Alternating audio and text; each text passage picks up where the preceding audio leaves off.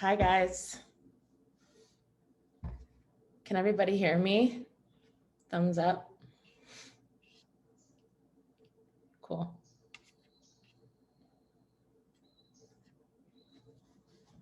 Good morning, evening, afternoon, wherever you are in the world. Good to see you guys. Thank you all for hopping on with me. First of all, how are you guys? Is everybody okay? Everyone doing all right out there? Not bad, hanging on. Good.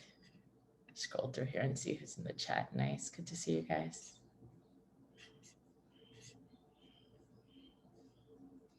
Good. All right, well, welcome to today's chat. As you guys know, if you're in 360, we do these every other week, encouraging you guys so much more this year to use this content, to really be here with us, to engage in the things that I post, because ultimately, if I post all these tutorials and I do all these chats and you don't show up for yourself and you don't engage and you don't get in there and do the work, then it's all kind of useless, right? Because I've been talking a lot about how I take on people that I will mentor. And yes, you know, just coming to that level of the program will automatically make you a mentee. But also we have an initial conversation. And if I don't feel that you're a good fit, I'll kind of discourage you from remaining at that level, because no matter how much I can lead somebody, what really, really will make an adjustment or make a difference in your life is your active participation in anything that is being done, right? Nobody can take you anywhere. So that's kind of something that I've been thinking about a lot lately, just as I've been doing more leadership, more mentoring. You know, it's so important that in your own life, you're always at the wheel, right? So I'm not taking the driver's seat. When I mentor you, when I give these chats, I'm kind of in the passenger seat. I'm just giving you, hey, maybe turn left. Hey, what about this? Or, hey, did you see that sign? You know, I'm not taking the wheel of the car. Yeah. So I think a lot of the times people hire a personal trainer or they want to have a mentor and they kind of just like let go of the wheel. Like, okay, somebody that knows is going to do this better than I'm doing it. But ultimately the only person that can, you know, lead your life is you, right? You're the only person that's really ever going to know what you're truly being called to do, what you're truly, you know, what's really in your heart of hearts. Only you're really going to get that information and get those messages. So I think it's really important. And it's so nice to me to see you guys here really using this and taking this time. And I know a lot of people do watch on the replay. So everybody watching now, I really appreciate you guys engaging in the content. But it also, you know, not only does it impact you, but it impacts me and it impacts my ability to lead you when I have your feedback and when I have your input, and just having your energy here in the chat, it makes a difference because I can sense your energy. I can feel where you guys are at. I can see your faces. And that makes me a more effective and, you know, able co-pilot on your flight, because I have a better idea of where you're going, right? So that being said, I wanted to start today's chat talking about something that I don't think I've ever heard anyone talk out loud about before, at least not to me directly. I'm sure somebody in the history of the world has said it, but I've not heard anything about it. And so when it came to me and when the idea struck me, I was like, what? How did no one tell me that this was going to happen? Or how did no one warn me about this? And so basically, you know, over the last 3 years specifically, like very intensively, I've been working on my awakening, my spiritual growth, my change from this 3D person that I was before into a more 5D individual. And if you want more information on 3D, 4D, and 5D living, that will be one of your advice videos. So next week, I'll drop an advice video on that so you can understand more about what it means to live in 3D versus in 5D. But especially over the last, I'd say, year, things really took off. I really felt the shift. I really started living in 5D. My life really just changed and how I felt really changed. And I went from being somebody who felt a lot of times a disconnect. So I don't know if you guys can relate to this, but I felt like I couldn't ever really be who I was. Like there was always something pulling on me, asking me to be something different than who I was in that moment, asking me to smile or asking me to, wear a certain type of clothing or have a certain body type or just anything. If I wanted to be silly, it was time to be serious. If I wanted to be serious, it's like, why aren't you laughing? There was always something pulling on me and asking me to be something other than what I was, and early on, I felt that disconnect because, as a child, like so many, like all, not going to say so many, like all children, we're wired to love. We just want to love. We just want to hug. We want to show love. We want to laugh. We want to be silly. We want to be playful. We want to be in the moment. And over time, so many people told me that's not the right thing to do.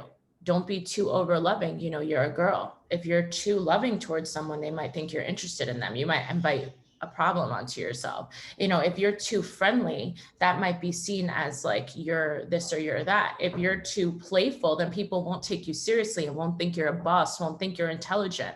And I started to be like, all these natural inclinations to me to be funny or to be silly or to be feminine, they're going to make me victimized. They're going to make people think that I'm not capable of being a leader. They're going to make people think that I'm okay with, or that I'm coming on to them in a way.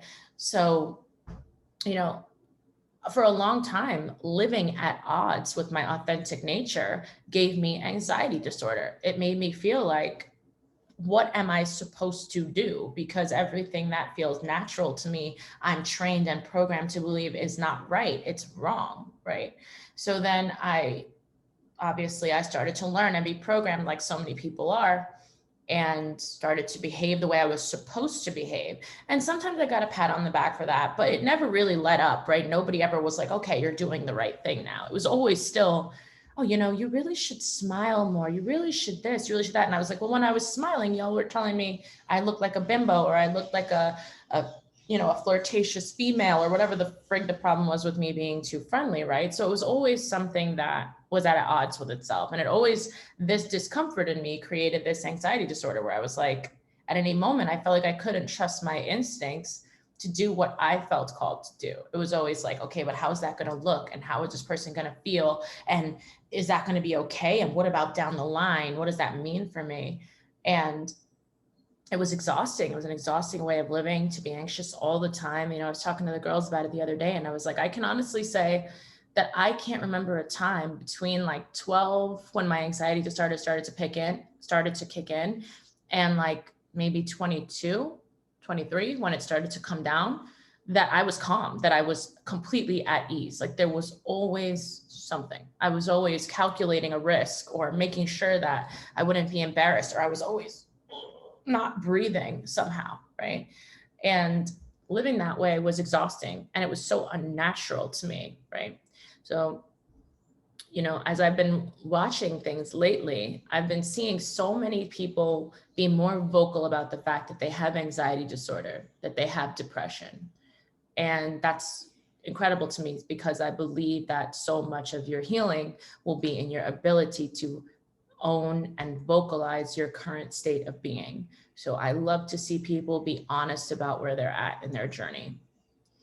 That being said, I started to realize, I don't know if I see anybody post or genuinely feel any way other than this.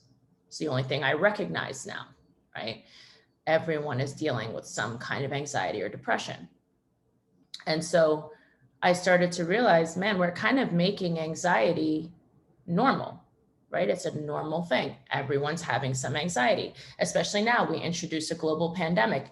It's normal to have anxiety about the outcome of the future. And I started to think about, it's one thing to vocalize where you're at in hopes of achieving healing, but it's another thing to attempt to normalize a feeling and make it feel like, oh, this is, to me, I hate the word normal, but to me, normal means natural, right? What's the natural state of existence? What's the natural flow of things, right? And so to me, to make it normal means to make it natural, to make it feel like, oh, like, obviously you're going to have anxiety about this, or obviously you're going to be fearful about this thing. And, I find that to be fundamentally untrue. I find that to be, if you actually heal and get to the state that you are born, right? All I did at this point of my healing is revert back to who I was when I was a kid. I'm the same silly, loving, outgoing person I was when I was at 2, 3 years old before I was programmed to be anything other than that. So all I did was revert back to before I was programmed to be something other than who I was really naturally born to be, right? So to me, to make people feel like it's natural to have anxiety is detrimental to them in some way, because it makes them feel like, well, I better just accept that this is going to be a way of being because everyone feels like this and this is how we're supposed to feel. So it's continued programming, right? It's not letting you have a different understanding or a different option. And so in that way, I almost feel like we're moving into like a culture of anxiety where like people can't post anything, right? Anytime somebody does post something positive, it starts with, I'm aware that the world is dark and miserable right now. However, I had fun on Saturday and here's a picture of Saturday, right? Like qualifying and quantifying their ability to be happy and that it's okay. And I was just happy for this one moment in time. And I'm not unconscious to the fact that the world sucks and I have anxiety most days. You know, it's like, you can't just post a photo of yourself in joy, right? Because what does that make you look like? Now you're insensitive. Now it's like, oh, you don't care about anything else. You're only existing as you want to exist and you don't care about what's happening on the planet. And, you know, it really struck me that last month I had a meeting with the girls and we sat at dinner and I said to them, I'm having trouble because I have been consistently authentic for the last several years, right? I've been authentic. I've told you guys when I'm struggling. I showed you guys when I'm in the hospital. I've shown you when I was broken up with. I've shown you when I was confused, went through anxiety disorders. I've been vocal about everything. I answer every question honestly. I've been completely authentic online. And I told them, I'm having trouble because authentically where I'm at now is in complete joy. I am high vibrational 95% of the time. I am feeling good 95% of the time. Honestly, it's probably even higher than 95%, but I feel like saying the truth that it's like 99% of the time makes people mad, makes people upset. You know, it's like, oh, well, you know, why are you so happy when there's so many things going on? And why are you still living your life when I feel like my life has to be on pause? And so I said to them, can I post authentic content of me in my joy, of me experiencing my literally most high vibrational moments of my life in the past few years without it being insensitive or without it being detrimental to people who are suffering, right? And that's such a crazy concept because if you think about it, at any time that you've been happy, some people have been suffering somewhere, right? There's always been suffering. Now, maybe it's on a larger scale that people are more lost in fear, lost in anxiety, right? But I thought about it and through this meeting, I said to them, if I think about it, my main goal in this life is to lead people, is to help people come back to who they really are and embrace their power and live their lives according to their highest path and purpose, right? And so when I thought about when I was in anxiety and when I was in fear and when I was in depression or when I was in sadness, all I ever did was hurt people. All I ever did was make people feel bad. All I ever did was make people feel insecure. All I ever did was feel bad. And in what way did that lead to the advancement of anything or anyone? It didn't. It just led to more normal suffering, normal sickness, normal fear, right? And, you know, I said to myself, man, I have to really own the fact that the only way I'm going to be able to be of service during this time is to find a light, joyful, high vibrational way of living, which I have, and be able to share it authentically and hope that the experience and the presence of that vibration allows you to consider that there are other realities present, that there are other options present at any time, right? There are other choices present. Because as much as it bothers me to think of my anxiety disorder as a choice, in a lot of ways, it became a programmed choice where I woke up and was like, okay, let me put on my anxiety disorder today because I'm a person with anxiety disorder. And I created this identity and I chose this identity and I lived in this identity every day. And it became a reality for me. But at that time, there were other realities present. I just could not access them. I could not see them, right? I could not experience them. And so, to me, at this point, I believe that my purpose is to hold my frequency and allow people to believe that there is another option. There is something other than what you're being programmed to feel, the fear that everyone is miserable, everyone is stressed. I'm here to tell you, no, they're not. I'm living out here in the world and I have come across very few people who are miserable or stressed. I see everyone in these other countries. I'm in very small towns. I'm in the jungle. I'm specifically taking myself out of big cities, out of places where these people have access. They don't even have TVs. They don't have phones. They don't have cable. They're just existing on the planet, with the planet, right? With nature.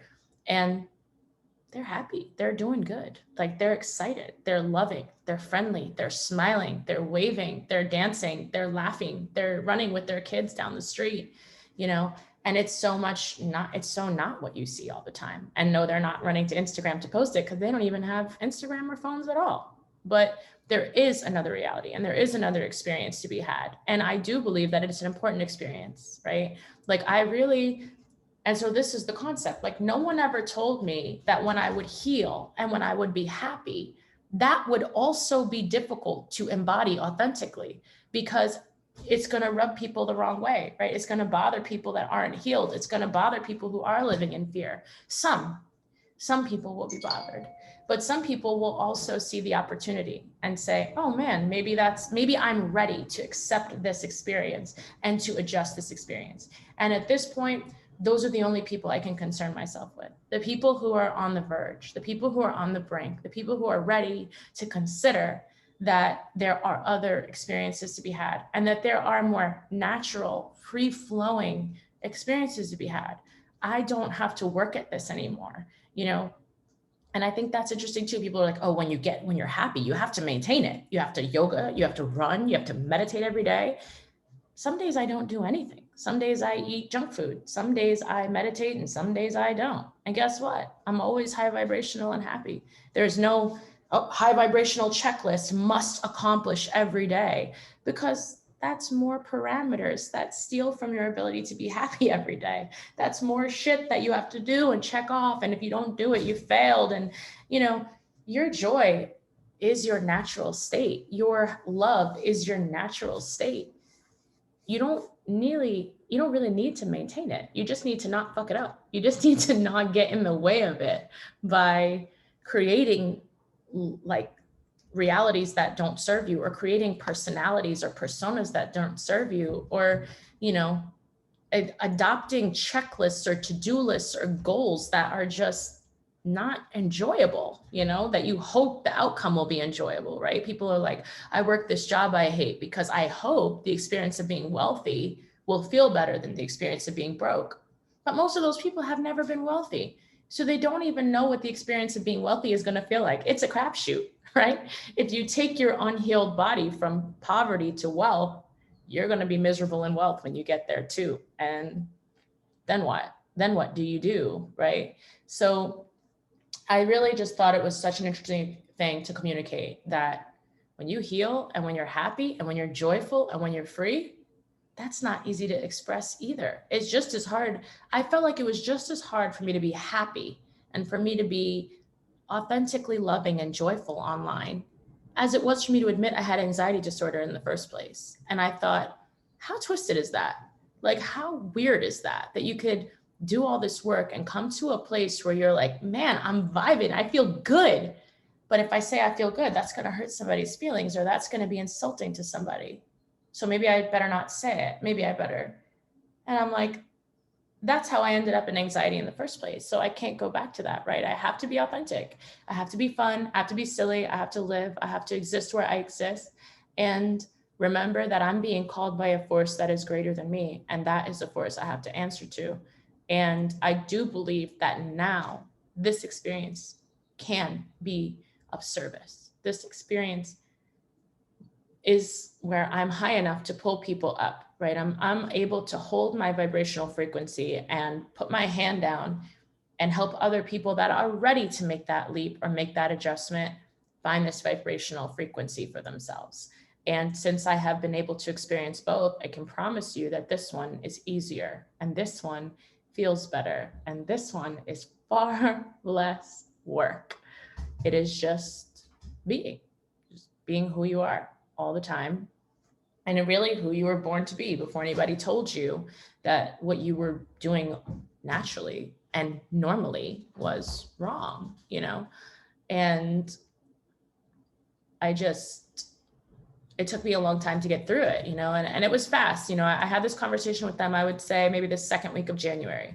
And I said to them, man, I'm going to have trouble. I don't know how to post on Instagram anymore, because people are going to be like, why are you so happy? Why are you so this? Why are you that? And I don't want to be insensitive. I don't want people to think I don't know that the world is in pain, or I don't know that the world is in fear, or that the world is in suffering. I am aware. I have always been aware, right? Being anxious means that I was empathetic, right? If you have anxiety disorder or you have any kind of depression, often you're an empath. You're somebody who feels everything very deeply, and that helps to make the disorder that much harder to overcome. So I was always acutely aware of everybody's suffering and everybody's fear. But when I was anxious, I couldn't do anything to help. I couldn't do anything to raise the vibration of the collective or to teach anybody another way. It was just, okay, well, the world is in fear and I'll be in fear too. So at least now people won't look at me and feel like they're not normal, right? Like, is something wrong with me, right? But at the end of the day, man, I wish somebody had been able to explain this to me at that time and shown me a different frequency and given me another option, because I might have been able to select a different reality earlier, an easier one. But obviously I'm also happy for my journey because I believe in the reasons that it was brought to me. But, you know, if I can be that person, if I can show you another vibrational reality, another vibrational frequency that is here for you, it is here for you to access, then I choose that. I choose to, you know, when I was anxious, seeing people happy sometimes did bother me, but it only bothered the part of me that was not ready to accept a new reality for myself. It only bothered the part of me that was fearful and sad and angry and low vibrational. It literally irked my vibration, my low vibration, to see happiness in some ways. And so I am aware that that might be the outcome of some of the things that I'm doing. That being said, I guess I've cultivated enough of an attitude online that I don't really give a shit, that no one really gives me trouble online, actually. It's just my empathy that lets me know that I'm sure people are not loving seeing me happy and joyful. I can feel it because I've become a channel and I'm an empathetic being. But actually people kind of leave me alone because I think they know there's really no point in telling her what to do because she's gonna do whatever the fuck she wants anyway. And so vibes, I'm really happy I've cultivated that because it's true. Because at the end of the day, like I said, I answer to a force that is greater than me, that is greater than you. And I accept that I don't know everything and I don't know why everything is happening the way that it's happening, but I choose to select the reality in which it has a purpose, and it has a purpose that is positive and beautiful and empowering and will allow people to wake up and become who they really are in every moment. It'll allow you to shuck some of the old programming that told you you had to do a certain thing and that there was security in a certain thing, right? You were told, hey, if you follow all these steps, you're going to be secure. And then this pandemic made everybody's life not secure anymore, whether you had the most, you know, selected safe job or not, right? So at the end of the day, it became about, can you live with yourself in isolation? Can you be quiet with yourself and still be happy? And I think the resounding answer for most people is no. And it's not surprising. It's because we have been told, jump through these hoops and stay busy. Right? That's how you get ahead. That's the hustle. You must always be on the move. You must always be trying to this and always be doing that. And so people did that and we're in busyness all the time. So it's not a surprise that when time came to sit still, all of the qualities that we needed to feel good and to feel joyful and to be happy outside of external circumstances were not cultivated. Nobody was really taking that time. Not nobody.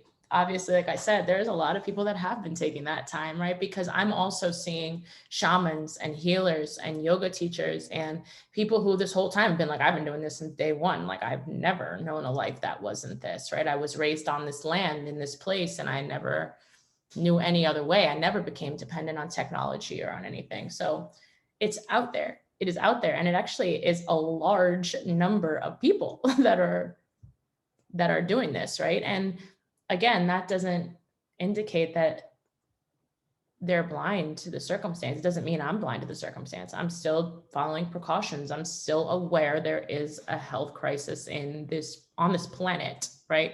Just like I'm aware that there is an environmental climate crisis on this planet and has been for many years. And I'm aware that there is an issue with factory farming on this planet. Like, there are issues with not having access to clean water, with police brutality, with racism, with sexism, with sexual abuse and assault and rape. I mean, there are issues that go deep, deep, deep, and I'm aware of every single one. I just feel that at this point, I can be a much more efficient servant of change, right? By becoming what I hope to see and not complaining about what I don't want to see, not becoming a reflection of something that's low vibrational. If I see something dark and I let it make me dark, I can't do anything except become darkness, right? I can't illuminate the situation. I can't lead. I can't show anyone a different option or outcome or reality. And so in that case, it's like, well, what's really the point, right? Like, what's really the point of that? I don't see one. And I think it's really important that we give people permission to be happy again, give people permission to have joy. You can post a photo of yourself having a joyful day without having to be like, listen, you know, this was isolated. It was 2 hours. I was wearing a mask and I was happy, but like, I took the mask down for 1 second. Like, don't attack me. Let me just have a moment of joy. Like, there's really no reason for you to qualify your life like that. And I think the fact that we're making people do that is problematic and is deepening the programming that does not serve us. So that's just something I wanted to attune you guys to. I wanted to be honest with you guys about. That was a big part of our journey here in the first month, was me being like, after I had that conversation with the girls out, they were like, no, you have to own it. You have to be who you are. Like, you being at this vibration changed our lives. It brought us here. It changed our lives in this experience. Like, accessing you every day is making us different. It's making us happier. It's making us more joyful. It's making us more powerful. And if you change, if you hide that, then you won't have that impact. And I was like, you know what? Yeah. At the end of the day, if it's just the two of them that I impact, if it's just one person on the street, then that's it. That's the vibe. That's the goal. So I'm going to do it, and I have to live it, and I have to do what I'm called to do. And so, yeah, just something to attune you guys to, that, you know, it's not easy to have anxiety, but man, no one tells you it's not easy to be happy either. It's not easy to just be who you are. We make it difficult for you to be who you are. And it was that programming that deprogrammed me from being happy and open and joyful in the first place. People telling me, don't do that. Don't do too much. Dangerous. You know, you don't want to do that. So you might risk yourself.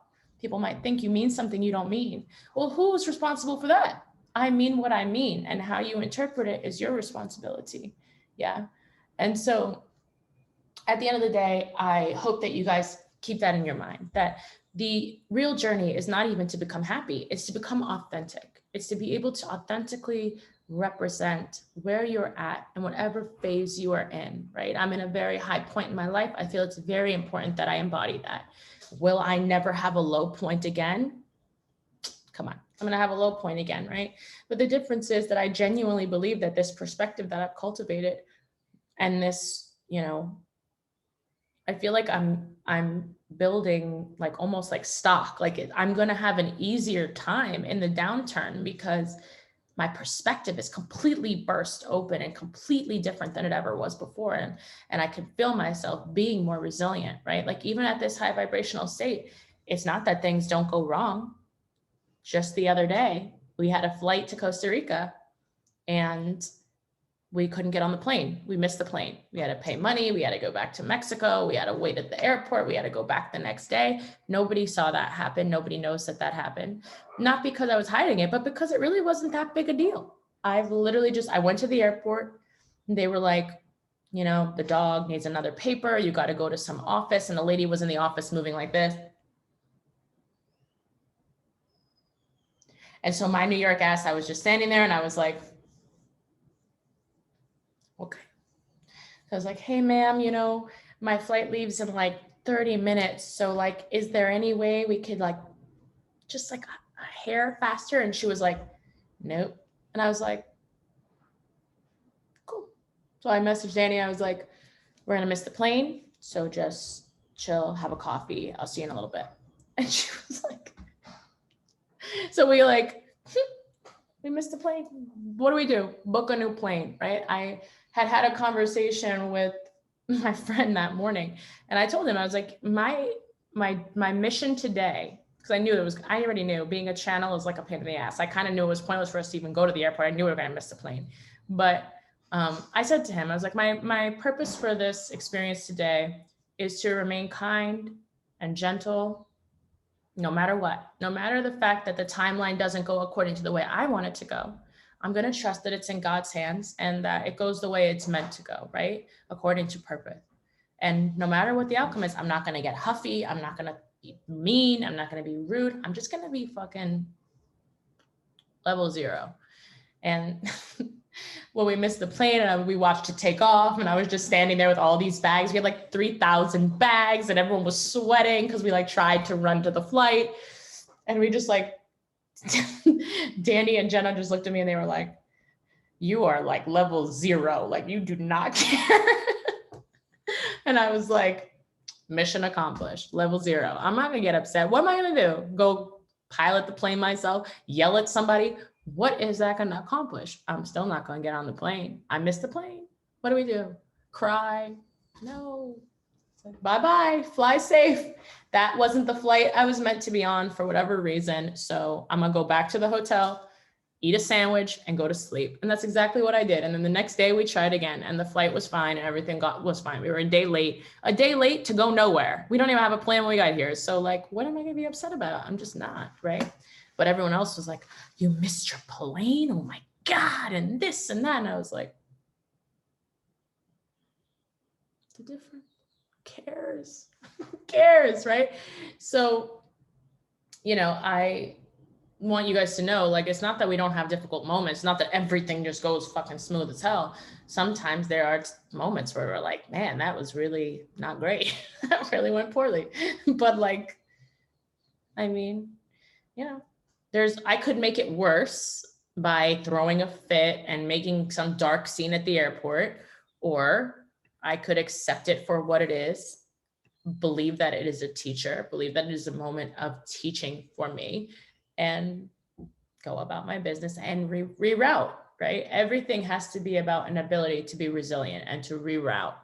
And it's so much easier to do that when you're calm and authentic and when you're just in your space, right? And it was also essential that going into a busy travel day, I took the time to write out that intention. I sent it to my friend just so that it would be in writing, physically done. I said, my intention for today is to be kind, gentle, and feminine, regardless of the outcome. Even if the day is difficult, it's a travel day, lots going on.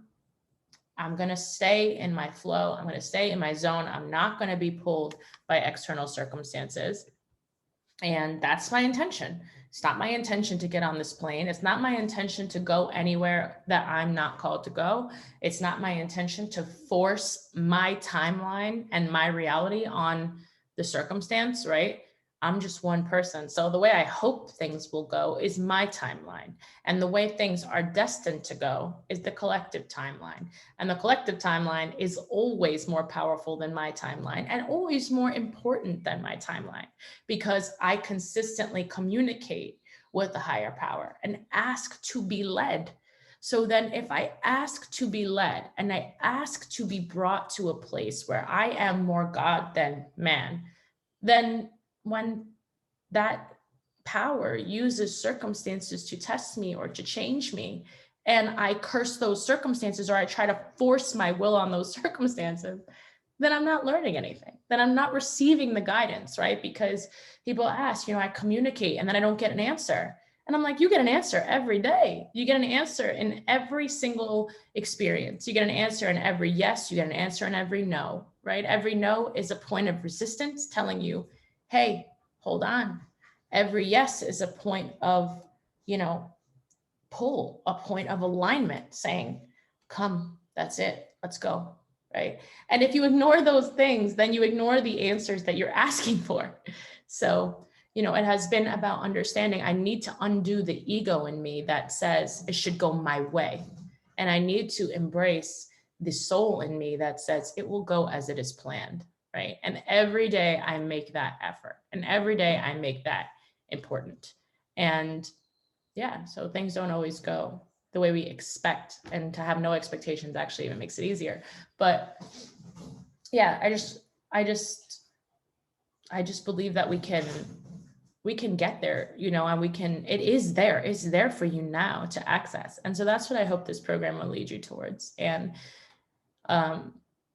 so much about February in this program. Like I said, it's just turned out, I actually forgot February was Valentine's Day month. Like, shout out to the single people out there. Like, that did not register for me, that it's the month of love. My bad. But it's funny because I said that this would be the month on the app about fire and about passion and about your fiery aspects of your personality, which again, very, very much root back to the way that you love, right? And so it's interesting. I'm going to turn you around here. Maybe you'll be able to see this. Can I flip this camera? I don't know. I still don't know how to work Zoom, guys. YOLO, it's been a year. I still can do it. I'm just going to turn the whole actual camera around. Let's see if you can see it. Can you guys see that? I can't see if you can see it because I can't see you. But if you can see it, that is a volcano right outside of our window. I'm at the kitchen, like little breakfast nook. Who knows if you can see that? I don't know if you can see it, but perhaps you could. But yeah, it's right outside our breakfast nook. And as soon as I saw this place, I was like, that's where we have to live. I didn't even look at any of the other listings. And this place is wild. We're in the jungle. There's wild horses out there. There's spiders. There was an attack of like flying bugs yesterday that I really thought, and the girls really thought, were wasps, but actually they were just big flying ants. So we way overreacted to that experience. But it's a wild place. We're not in a hotel. We're not in any place cushy. It's just, we're in the jungle. But I knew that I needed to be here. I needed to face this volcano. And over here is a volcano that at night you can see the fire. The thing lights up like lava, and things are happening over here. And we're like, wow, okay, lots of things are happening. But I knew I had to be here in this place, in this valley of these volcanoes, because I really felt that this was the next part of my personality, just like I talked about at the airport, that I needed to tame, that I needed to learn, that I needed to explore, right? The parts of my personality that are genuinely passionate and the ways that I would authentically express that passion, versus the parts of my personality that I maybe cultivated or was programmed to think look like passion or look like something that, that somebody that is passionate might do, right? It's always about learning, how do you really want to act versus how were you trained that this might look, and therefore I'll just replicate that or I'll try to imitate that, right? So like, even for me now, if I show you happiness and joy, when you're happiness and joy, when you're happy and joyful, it might not look the way my happiness and joy looks, right? You don't have to live under a volcano. You can live anywhere. You can do anything. You don't have to dance. You can do anything. Whatever your happiness and joy looks like, it might not look like mine, right? And the same thing goes for your passion, for your fire, for your ability to lead. You can be effective. You can be passionate. You can be a phenomenal leader and have a very different leadership style than any other person that has led before you, right? Because no one person has to lead everyone. We just need to have a style that is effective for the people that we need to lead for our little tribe, right? Our little family. And so I felt really called to this volcano for a reason. And I don't know if you've ever heard of her, but there's a Hawaiian goddess named Pele, and she is the goddess of the volcano. And I think a lot about her because I think in a lot of ways when I was unhealed, I was very similar to her. She was magnetic and attractive and super passionate, but also wild and unpredictable, and not in a great way, right? In a way that was like, this person might blow up at any moment and have an experience that no one was expecting. That's very detrimental and unnecessary, right? Because a volcano is basically the compression, right? It's compression over a long period of time that eventually can't be withheld anymore and just flies out the top, right? So that's not always a great quality. But I do believe that it's also a cultivated quality, right? It comes from being told over and over that you cannot express how you feel, that you should hold it in, you should keep it under the surface, right? Even in a lot of ways, a volcano represents the way that things that are in your subconscious mind come to the surface of consciousness, right? Because a volcano, when it erupts, it brings up pieces of the earth, pieces of the core of the earth that are not otherwise visible, right? And in that way, those pieces kind of represent your subconscious mind. They're thoughts that you don't really have access to. And when that volcano erupts, it brings those pieces of the earth out from up underneath, and we have access to them. They come out through the lava, through the eruption.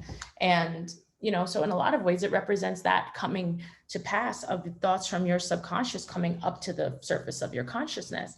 And they only come up in that explosive way when you don't bring them towards yourself calmly, when you don't do the work to reduce the pressure, right? To reduce the combustibility.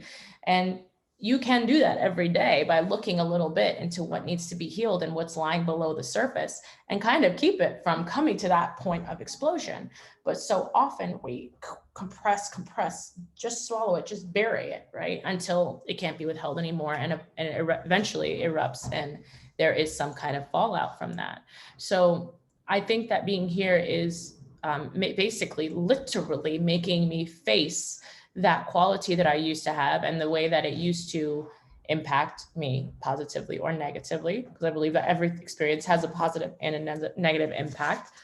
But now I look at it every day, every morning, and I'm like, oh, how am I like this volcano? And how can I be more like this dormant volcano and less like this active one, right? More like the one that makes people like, wow, right? Because volcanoes are special in that they are one of the only things that really embody all four elements, right? They are earth, they are water, right? The way the lava flows. They are air in the way that they send up smoke, right? They send up signals into the air to say, hey, listen, something ain't right. So they force you to think about communication. What smoke signals are you sending up? How are you communicating, right? And then they obviously are fire in their beautiful fiery way. So the outcome after a volcano is always to allow for like lush growth, right? So after the devastation, there is room for lush growth. And so I think it's so much about understanding that doing this work and doing it in a way that is gentle rather than explosive will allow for the growth and the ascension that I keep talking about with you guys. It will be there for you. But first you have to go within and you have to organize and clean house and keep things from, coming out the top eventually, because that is what happens when we don't decompress and when we bury feelings and thoughts. I'm going to put you guys onto gallery so I can see everyone.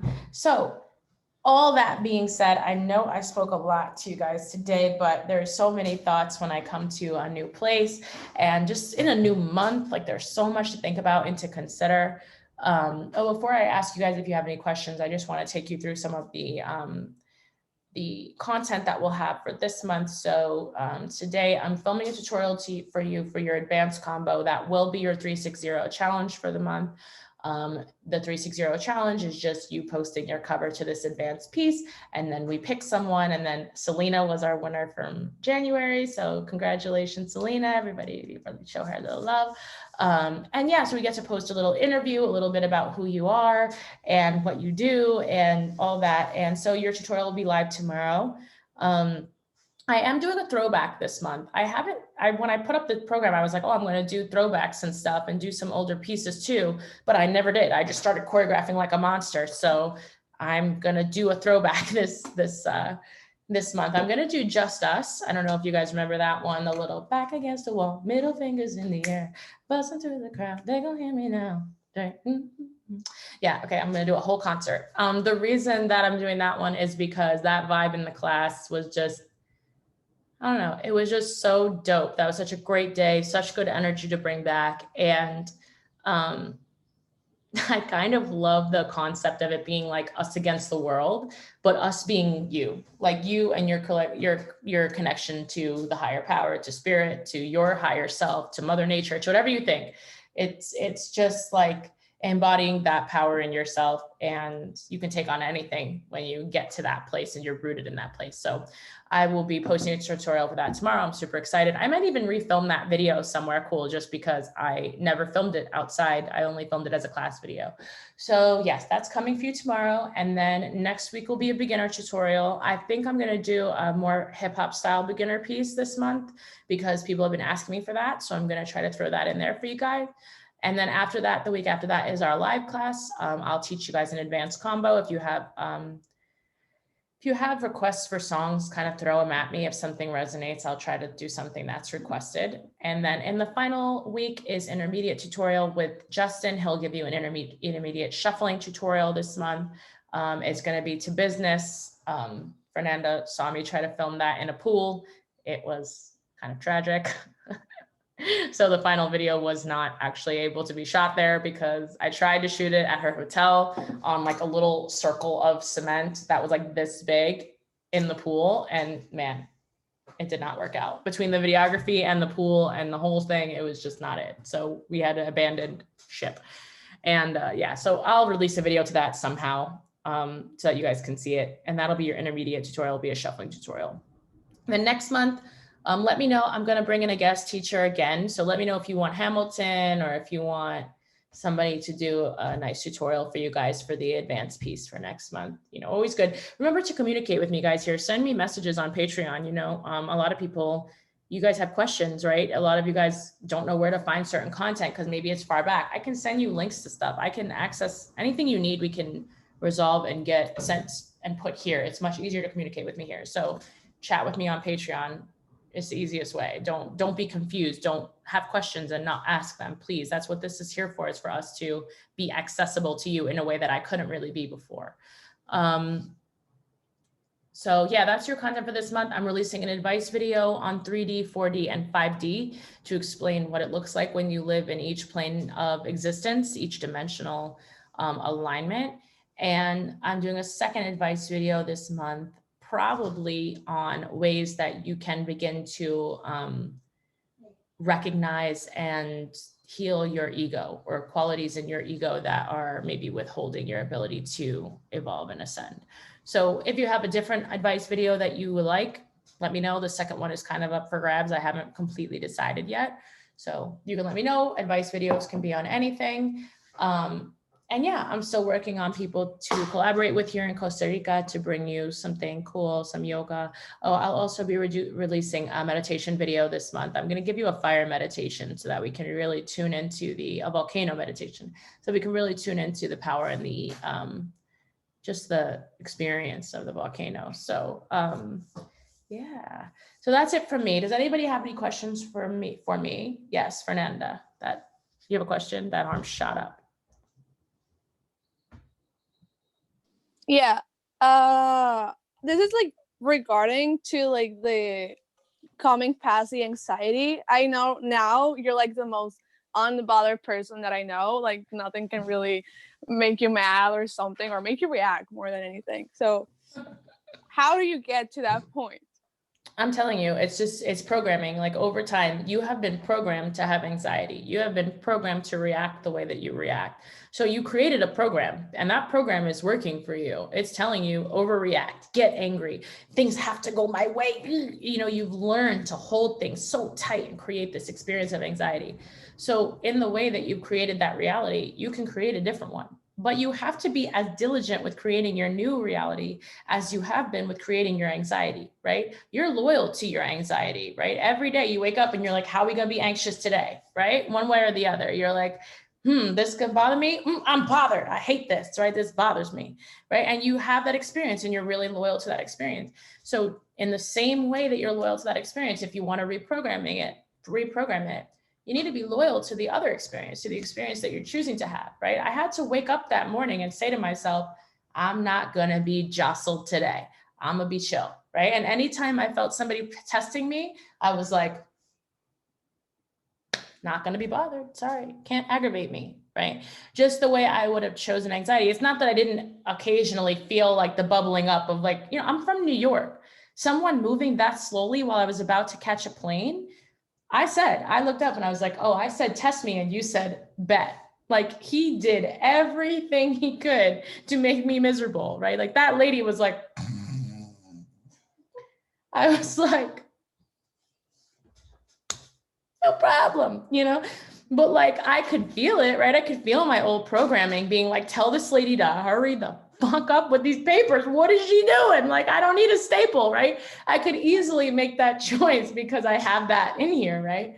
But I had to look at my options and say, select program that serves me, deselect program that does not serve me. It's literally like a computer program. Like you have to breathe and then program. And so the problem is people forget to select this program when it's easy. They start being like, okay, well, I'm going to try to manage my anxiety disorder in anxiety inducing situations. You're fucked. Too bad. You've already, your anxiety disorder and your anything, right? Even if it's not a disorder, even if it's just anxiety, right? Your anxiety works with a trigger. So the second that trigger is activated, it's too late. The gun is shot and you're not going to be able to start stopping the bullet in midair. Can't happen, right? But what you can do is when things are easy, find a way to really consciously select your programming, right? And be saying to yourself, you know what, things are good right now. I'm eating breakfast, but I want to eat breakfast in a more high vibrational way. I'm going to play music. I'm going to smile. I'm going to be like, yes, this breakfast, go off. I love this breakfast. I'm so lucky to have food. Like you're going to take things up a notch, right? Like you're always going to be taking feelings that are here and making them here, right? That way you have a shot when you get to a feeling that's here of taking it here, right? That's how we can start to avoid and reprogram triggers, right?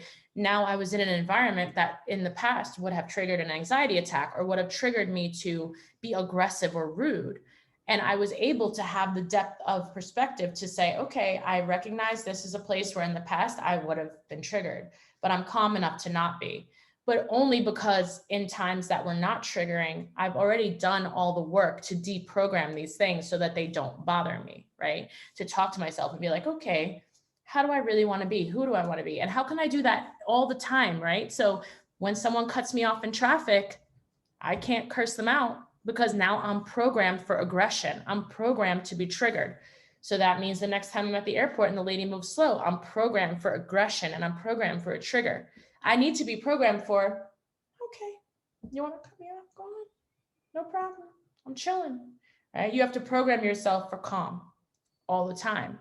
There's not like, sometimes I lose my cool, people tell me, and I'm like, well, you better look into that. Because if you lose your cool sometimes, then you lose control over when you are going to lose your cool, right? It's like people be like, I couldn't help it. I'm like, oh, you could. You just chose not to help it. You chose not to do the work to deprogram it. So definitely a good way to start is go to the times that already feel good, right? Already feel like zero. For most people, anxiety exhausts them to the point that when there's a moment that's not anxiety, they're just like, okay, I'm not having anxiety. I'm just going to be okay with that.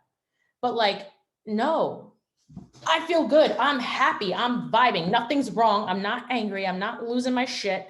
Let's celebrate. Let's put on music. Let's vibe. Let's go outside. You know what I mean? Like you have to celebrate those moments. You have to be excited in those moments. You have to notice smaller triggers and be like, okay, this brings up anxiety in me, but only a little bit. So maybe this is something I can start with, right? I can start deprogramming this one. Right? And then that's how you do it. You start at the bottom. You don't go to the top. You don't go to the mouth of the volcano during the eruption and try to put the lava back in. Too late. Just back away, right? If you're already about to have an anxiety attack, try to calm yourself as much as possible and get through it with your, mindset as in check as possible. But, there's only so much you can do once you are already in the middle of an explosion, right? Kind of try to minimize the fallout. That's pretty much all you can do. Minimize the damage, right? But the best thing is to avoid the fallout in the first place, right? And we do that by going in and undoing these triggers and undoing these thought patterns that don't serve us when it's easier to do so. So start at the bottom, find the places that are easy, find places that are joyful, or even just regular. It don't have to be moments of joy, right? It could just be moments of like, it's a regular moment. Let me take it up. Let me enjoy it. Let me feel it, right?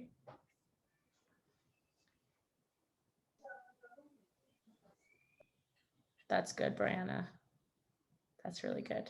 Yeah, that's all you really can do. Once you start to have anxiety or panic, of course, you can breathe. You can try to, the best thing for me with anxiety and panic was always to be able to identify it and be like, I'm having an anxiety attack. Like, that's what's happening. And then I would be able to be like, okay, I'm going to try to minimize the fallout as much as possible, take myself down as much as possible. But, it's much better to just not trigger it in the first place, to say, okay, this is a situation that might trigger anxiety for me. How can I, undo that? And I think a lot of people don't recognize anxiety disorder as well. They think it's just someone having a panic attack or vomiting or shaking or whatever it is. But anxiety disorder also comes when people lose their cool, right? A lot of times that is a mask for someone who's having an anxious feeling, right? They're worried they're going to miss their plane. They're fearful about their plane not leaving without them. And so they start screaming or my plane, whatever it is that they're doing.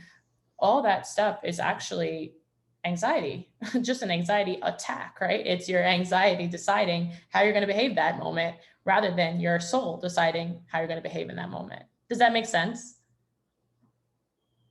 Anybody else have a last question for me? One last one. Selena, what's up, babe? Hi, this is not really a question, but this is just that your story about your plane just makes me smile because it happened to me, but not like that. I mean, last summer I had really big problems with my health, and I had to have an appointment with a specialist, a gastroenterologist. Mhm. That's it. And I waited 6 months to have an appointment. And last time with mom, we came to the hospital to have the appointment, and the woman told us, no, you don't have an appointment today. Like, mom was really, really, really upset. And I was like, okay, mom, that's okay. Don't be upset. We're just gonna walk and have a croissant in the history of France. And yeah, and so mom was so upset. And I was like, that's okay. And she was like, I took a day off just for this appointment. I was, so you have your day off. You have nothing to do now. So come. So we went for a walk in Paris and we went to the best pastry of France. And you have to go there when you come to Paris next time. And we ate croissants and so beautiful things. And it was so good. And mom was like, okay, if we didn't have this appointment, we wouldn't go to this pastry. So finally, this is good. And I was like, you see, mom, you don't have to be upset because you didn't have your appointment, but something good happened. And this is just always like that with mom. She's always upset and I'm like calming the situation. And this is so funny. And that's why I was laughing when you talked about your plane and the girls were looking at you like, what? Yes, I love that story. And I think it's also important to remember that there's always a big message in things, right? So you were seeing a doctor, but actually medicine that helps us is enjoying our family and loving our family and being outside and eating good food and finding joy in small things. And all of those things serve your well-being and serve your health just as much as seeing a doctor might, right? So I think in those moments, sometimes we are told to slow down, to refocus. You will get your appointment, you will go where you're meant to go, but in this moment, that's not for you. So you can either resist it or you can find the lesson in it and find the joy in it and genuinely believe that things are happening for you. They are not happening to you. And so I love that, being able to pivot, make everything work for you, you know, that's really the goal. And if you see it that way, if you choose to see it that way, then things can never really go poorly or go wrong, because you don't believe that. I don't believe that's possible. I do believe everything happens for us. So I will find that lesson and I will find that joy in everything, even in the things that are difficult. So I hope that you guys will too. And I really appreciate you guys hopping on here to Zoom with me today. I love you all. I'm really excited to drop all this new content for you guys on February here on 360. I love you all. If there's any way that I can serve you, if there's anything that you would like to see, please reach out to me. Send me a message on Patreon. It's the easiest way to reach me. And I will get it done for you. Yeah, that is the whole goal of this, to just serve you guys in the best way possible. So I love you guys very much. Have a beautiful day, and I'll talk to you guys real soon.